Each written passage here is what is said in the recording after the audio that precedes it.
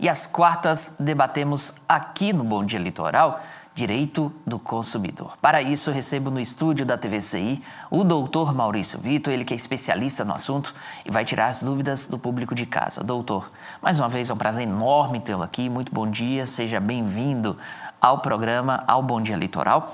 E eu começo a nossa conversa perguntando sobre responsabilidade. Muitos influenciadores acabam divulgando jogo do Tigrinho, divulgando bets onde eles ganham dinheiro quando quem aposta perde e principalmente produtos sem saber a origem desses produtos. Muitos são falsificados. Esses influenciadores, quando agem dessa forma, quando divulgam esses serviços ou produtos, eles podem ser responsabilizados por isso? Muito bom dia, seja bem-vindo. Bom dia, Pierre. Bom dia a toda a nossa equipe e aos nossos queridos telespectadores. Bom, Pierre, nós temos duas fases nessa questão, né?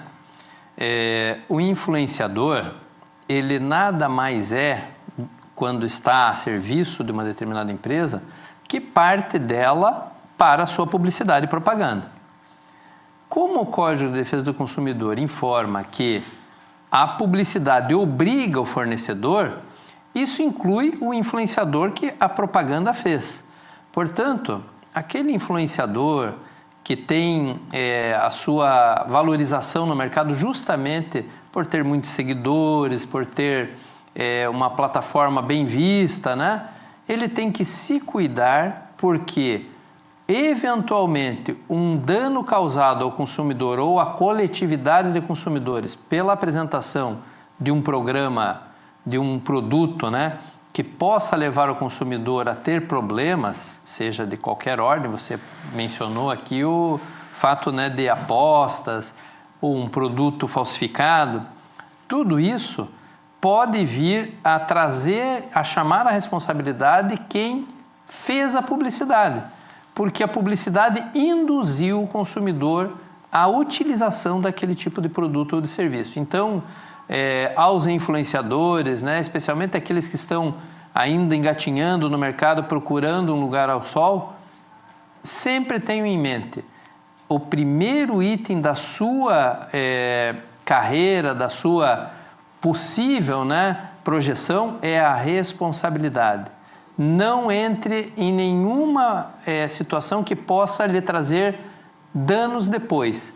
E produto falsificado, grupos de apostas que não tenham solidez, né, para bancar depois aquilo que foi utilizado dos seus serviços, são riscos e isso precisa ser observado porque o influenciador também pode ser chamado a lide. Agora falando sobre taxas. Doutor, é muito comum quando a gente faz uma compra de um ingresso, quando a gente faz a compra de uma passagem pela internet, a gente tem a cobrança de uma taxa da empresa que está realizando aquele serviço. Muitas vezes a gente compra, inclusive, no totem da empresa, no caso de passagem, no totem da empresa. Então, em tese, a gente está comprando pela empresa que é a concessionária responsável por aquela viagem, aquele trajeto. Outras vezes a gente compra um show no site que é conhecido só por vender ingressos, né? Então, eles centralizam esses shows e eventos. Pode cobrar taxa para realizar esse serviço, doutor? E muitas vezes essa taxa ela é bem elevada. Você paga ali numa passagem R$100, a taxa vem de R$20, ou seja, 20% do valor da passagem. Pode isso, doutor? De fato, está se tornando muito comum. Mas assim, quando a gente está falando de uma plataforma na internet, ou seja, um site especializado em vendas, o serviço que ele presta é esse. Qual é o serviço na verdade? Ele consegue um link com dedicação exclusiva para dentro da empresa, onde ele consegue negociar essas passagens, comprá-las, reservar às vezes até com vantagem para o consumidor de encontrar lugares em ônibus ou em avião ou em shows de forma mais rápida, mais fácil. Esse é um serviço e um serviço é cobrado.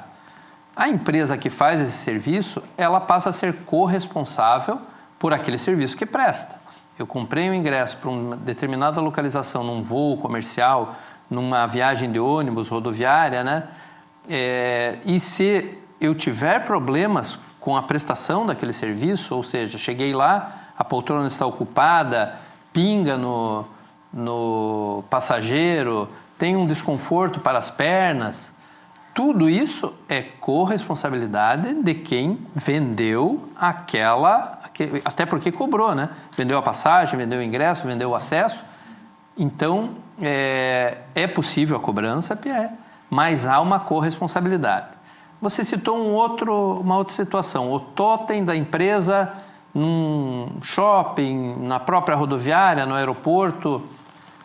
Normalmente, essas empresas se servem de uma terceirizada para essa realização, mas esse custo não pode ser suportado pelo consumidor. Se a empresa contratou o serviço de uma terceirizada para ela vender os seus próprios ingressos, sua própria passagem, ela que tem que suportar esse custo, porque ela está oferecendo um serviço que é vantajoso para ela. Ela está pondo ao consumidor uma hipótese de acesso mais fácil, em que coloca a empresa como preferencial para o consumidor. Deste modo, a empresa não pode repassar esse custo. Então, nós temos aí distinção. Se eu tenho uma plataforma de serviço que vende para a empresa, é uma situação. A cobrança é permitida. Se eu tenho uma plataforma da empresa que vende volante esse serviço, é a empresa quem tem que suportar esse custo. Doutor, retornando ao primeiro assunto, retornando ainda ao caso dos influenciadores, o influenciador que, porventura, divulgar um serviço ou um produto e o consumidor que se sentir lesado, o que ele pode fazer? O consumidor tem sempre à disposição os meios de reclamação que a gente costuma mencionar aqui, é importante sempre repetir, né?